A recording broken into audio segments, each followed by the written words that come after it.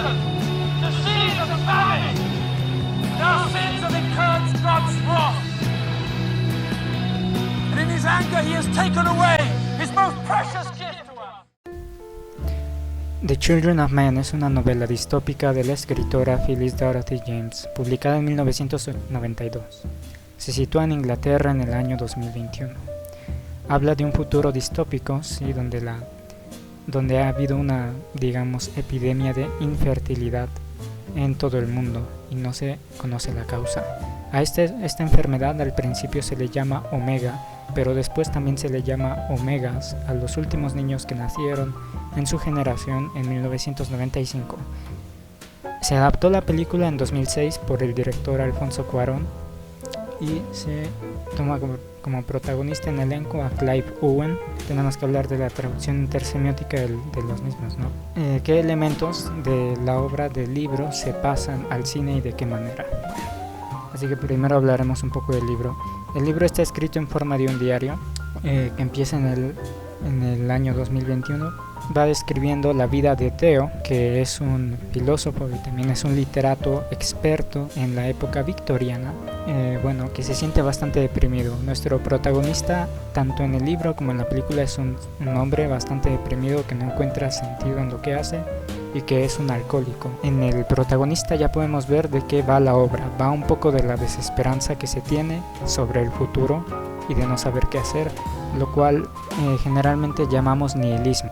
Varias veces en el libro se plantea la cuestión de qué sentido tiene todo esto. Es una pregunta muy fuerte en la que se ve reflejada la poca esperanza que tiene la humanidad de curarse de la enfermedad Omega después de varios años de intentar encontrar una cura y no poder lograrlo. Asimismo se habla de el descenso de la población y de cómo, a pesar de que la población está descendiendo, los viejos ya no encuentran ningún placer en vivir y además se les obliga a morir por parte del Estado. El Estado aquí es bastante orwelliano y vamos a abarcarlo desde una perspectiva crítica, ¿sí? De una perspectiva que se aborda en un artículo muy bueno llamado El análisis de la publicidad política desde la perspectiva de los estudios culturales.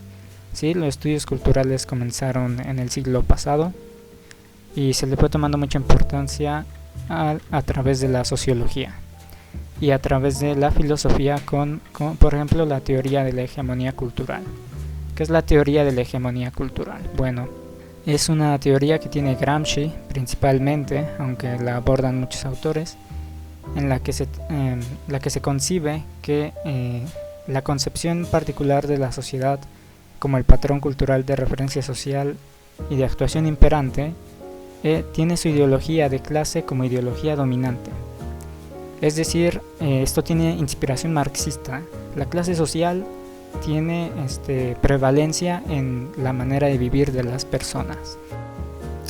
Y las clases sociales están muy separadas en el mundo distópico de Children of Men, porque tenemos hasta arriba de todo a los políticos, y luego están los omegas, que es una clase muy privilegiada al ser los últimos humanos que nacieron, y también están pues el resto de la población, y incluso debajo del resto de la población ya después quedan los inmigrantes y la gente que viene de afuera de Inglaterra. Es muy crítica la obra respecto a problemas en ambas obras. Son muy críticas respecto a la sociedad porque tratan problemas un poco a corto o mediano plazo. Puede parecer que no, pero así sucede. Por ejemplo, en el libro se habla de cómo cuando empezó a declinar la población se vio esto como algo bueno, incluso como algo necesario. Hasta que de repente empezaron a notar que ya no se podía incrementar la población, fue cuando tuvieron miedo. Estamos hablando de los 90s, que fue cuando se dieron cuenta mediante censos de que Alemania y otros países de Europa estaban declinando en cuanto al número de población, tanto en Europa continental como en Europa del este. El Estado es bastante, autoritario, tanto en libro como en película, y el personaje principal tiene un primo que está muy metido en la política. Esto es demasiado importante en el libro y no tanto en la película, pero sirve para mostrar qué tan hegemónico es el poder que solamente unas pocas personas tienen o abarcan demasiados privilegios. También se habla bastante de religión, ya que el hombre ya no tiene Dios y en todo caso ha vuelto a adorar a dioses que antes ya no adoraba, que se había olvidado pues. Así que todo tipo de religión vuelve a emerger y los Omega son privilegiados en Inglaterra, pero en otras partes del mundo no lo son tanto, son sacrificados. Depende de la religión o de los rituales que hagan con ellos. En cuanto al artículo de los estudios culturales, se habla bastante de Gramsci, se habla de Barbero, se habla de cómo la hegemonía de las clases sociales es prevalente, y esto también tiene que ver con la idea de habitus en sociología de autores como Pierre Bourdieu o Pierre Bourdieu, que es un sociólogo que cuando habla del habitus refiere a todas las actividades de las clases sociales que permiten reproducir estas costumbres y transmitirlas solamente entre ellos, solamente entre los miembros de la misma clase social. Se ve muy claramente en los Omega, que es una clase demasiado cerrada, que nadie puede hablar con ellos, están bastante endiosados, ya que realmente son muy privilegiados. Y también porque eran la última esperanza de que una vez que alcanzaran la madurez pudieran ser ellos los que pudieran tener hijos, pero no pasó, pero aún así son bastante privilegiados. Luego está el resto de la gente y luego además están los inmigrantes o los que vienen de afuera, que en la película son llamados Fugees, por el inglés refugee, y bueno, es una clase que está bastante maltratada. La verdad es que la comparación más cercana que se me puede ocurrir es que los refugiados los meten a algo así como los gulag, que son los centros o los campamentos de trabajo forzado que había en la Unión Soviética. La película tiene bastante acción en diferencia con el libro, lo cual no está mal. Tiene un ritmo muy bien marcado, tiene una paleta de colores bastante gris y bastante verde y bastante oscura, que de repente podría recordar a una distopía no solamente, sino algo más cercano al cyberpunk, solamente que sin las luces de neón. Definitivamente se adaptó bastante bien. Voy a hablar un poco más del sonido. El sonido también juega un papel importante en la película, ya que cuando un personaje muere suele sonar como un pitido, y este pitido es como lo último que se escucha antes de morir, incluso en la vida real, de acuerdo a un personaje dentro de la novela. La profundidad de campo y la perspectiva de cámara, por ejemplo, se caracteriza por escenas muy largas. Casi no hay cortes, de hecho tampoco hay muchas conversaciones en las que se hagan cortes. Todo está bastante inmerso en el personaje, todo está bastante inmerso y enfocado hacia Theo y hacia su punto de vista. Es un protagonista, ya dijimos que es hombre, ya dijimos que no es raro ver un hombre protagonista, pero sí es bastante deprimente, es alcohólico, es un filósofo, así que en el libro se aprovecha muy bien. Digo, en la película es como una justificación de por qué es alcohólico y por qué es deprimente y por qué de repente cuestiona a todos. En el libro también sirve porque Theo describe muy bien, con muchísimo detalle, a Londres, y describe sus plantas y sus flores, los tipos de piedra de los puentes, las guerras que hubo, los caballeros que participaron en esas batallas. Sirve para crear un sentido de identidad a Londres que ya había perdido. De hecho, en ocasiones habla de cómo él se siente un poco mal o se siente un poco apenado porque no tiene ninguna conexión con la época victoriana más que lo que ha estudiado.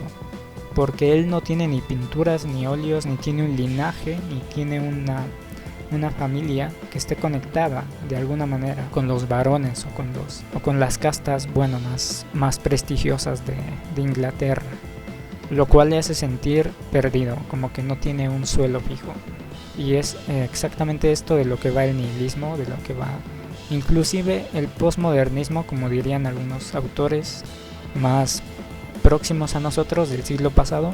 Las clases sociales son la institución principal del control ideológico, de acuerdo a Gramsci, de acuerdo también a Althusser, como se nos habla en el artículo. La ideología como concepción del mundo se manifiesta implícitamente en el arte, en el derecho, en la actividad económica, en todas las manifestaciones de la vida intelectual y colectiva. Una cosa importante, en la película cesa toda actividad artística y económica. Es decir, que ya no hay una transmisión de la cultura hacia la población, sino más bien de la población hacia la superestructura que puede ser el gobierno, que puede ser la religión, sino que viene a ser al revés. Ahora, ¿esto es bueno o es malo? Depende. Hay autores como Bátimo que defienden que el pensamiento débil y la posmodernidad son el camino correcto para romper con la hegemonía del neoliberalismo o del capitalismo. Pero quería dejar en claro cómo es que funciona el aspecto del nihilismo, cómo se ve reflejado en la obra. En cuanto al Estado, después de todo, íbamos a hablar también de la publicidad. Es curioso porque cómo puede haber un poder hegemónico en medio del apocalipsis. Tendría que haber anarquismo, ¿no? Pero en Inglaterra nos podemos enfocar en los problemas de nuevo que tiene Europa y que todavía tiene hoy en día y que no va a poder resolver tan pronto ni tan fácil, porque a pesar de que se ha criticado y a pesar de que hay muchas obras al respecto y no solamente esta, pues a pesar de ello sigue prevaleciendo el problema primero de la posmodernidad, sí, que se empezó a gestar en la Segunda Guerra Mundial y terminó de concretarse cuando cae la Unión Soviética, y sobre todo de acuerdo a Bátimo. Pero también está el problema de la inmigración, que es el que más trata la película, ya que los refugiados son demasiado maltratados y marginados. Y también hay un estereotipo muy claro, esto quizás es lo más importante, están los estereotipos de inmigrante generalmente de Oriente Medio. Pues en la película también pasa así, a pesar de que la película es del 2006, los refugiados que se muestran son de todas partes del mundo, pero también hay una buena parte de musulmanes. Cuando comienza la rebelión y todos levantan sus armas, lo hacen al canto de Allahu Akbar. Pero bueno, ambos temas, de cualquier manera, ambos temas son muy importantes porque critican cómo la sociedad reacciona o es muy indiferente incluso ante problemas que son muy grandes. Básicamente es como que el posmodernismo y el no tener un propósito propio hace que realmente surja la apatía entre la población. Es muy patente tanto en el libro como en la película. Cabe hablar también un poco más de la hegemonía así del Estado. Se critica mucho siempre el Estado que es un leviatán, ¿sí? Que es un monstruo que se alimenta de la gente a través del contrato social, que se legitima a sí mismo a través de la fuerza, como diría Max Weber, que había dicho, es un gran sociólogo que había dicho que el Estado es el monopolio del poder, es el monopolio de la fuerza. Y esta frase es bastante profunda, nos habla de cómo el Estado es la única que puede justificar el uso de la violencia, y lo hace realmente en ambos casos, en la película y en el libro. En cuanto al Leviatán como Estado y como un monstruo enorme, parece que Nietzsche se inspiró bastante cuando leyó eso, porque uno de sus capítulos en Así habló Zaratustra habla de que el Estado es el monstruo más vil y horroroso. Por supuesto, él no es el único que se opone a la idea monarquista de Thomas Hobbes, del Leviatán. Había dicho que el hombre es el lobo del hombre porque como individuos nos cazamos los unos a los otros, pero mediante el contrato social podemos crear un Estado, y él recomienda una monarquía en su opinión. Es como lo que mejor mantiene esa idea de que es un monstruo controlado por una sola mente, pero es toda una fuerza de muchas personas. Pues así es el Leviatán. ¿Cómo hace el Leviatán? ¿Cómo hace el Leviatán para poder mantener su contrato social vigente? Pues tiene que mandar mensajes, o al menos en la opinión de Gramsci esto es lo que tendría que hacer. Vamos a implementar la hegemonía cultural con ayuda de los medios de comunicación y repetir los mensajes una y otra vez hasta que la gente los digiera y se los crea. Esto es también conocido como la teoría de la aguja hipodérmica, donde un mensaje llega directamente al receptor como un estímulo y lo condiciona. Entonces mientras más veces mandas el estímulo, más se condiciona la persona. Y bueno, termina pensando que tu mensaje es cierto y que es verídico. Es lo que pasa en la obra de George Orwell, y también es lo que pasa en este libro y en la película también se ve reflejado cuando se le dice a las personas que los refugiantes son criminales y que no tienen que acercarse a ellos ni darles refugio ni nada porque es un crimen y está mal y bueno, no es deseable.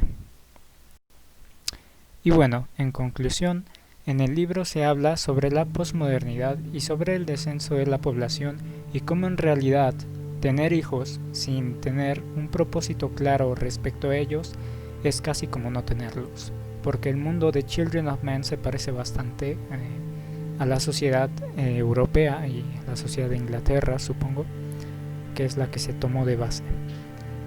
Y también esto nos hace no tener propósito, no tener una identidad clara, nos hace indiferentes y nos hace agresivos a los problemas ajenos, que ya se vuelve un caso más concreto en Alfonso Cuarón, sobre la inmigración, un problema que es muy ignorado por muchos europeos y también desdeñado, sí, en el sentido de que se ignora ese problema y tiene que ver en parte con el neoliberalismo en realidad, porque uno piensa que se rechaza a los inmigrantes por el lugar del que vienen, pero no se les rechaza por eso en Europa, se les rechaza porque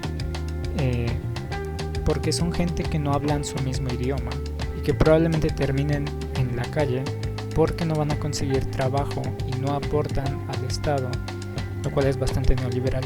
Entonces, ambas obras son bastante humanistas. Una nos acerca a un problema reciente, que es la película, y la otra nos habla de un problema que se viene gestando desde hace muchos años, que es la dificultad que ha tenido Europa para superar la Segunda Guerra Mundial y la Unión Soviética y poder, digamos, en cierto modo perdonárselo, que puedan seguir adelante. Pero esperamos que así sea. Lo que necesitamos es la difusión de la cultura y que los medios accedan a difundir la cultura no solamente de la propia nación sino de otras. Al menos es mi conclusión.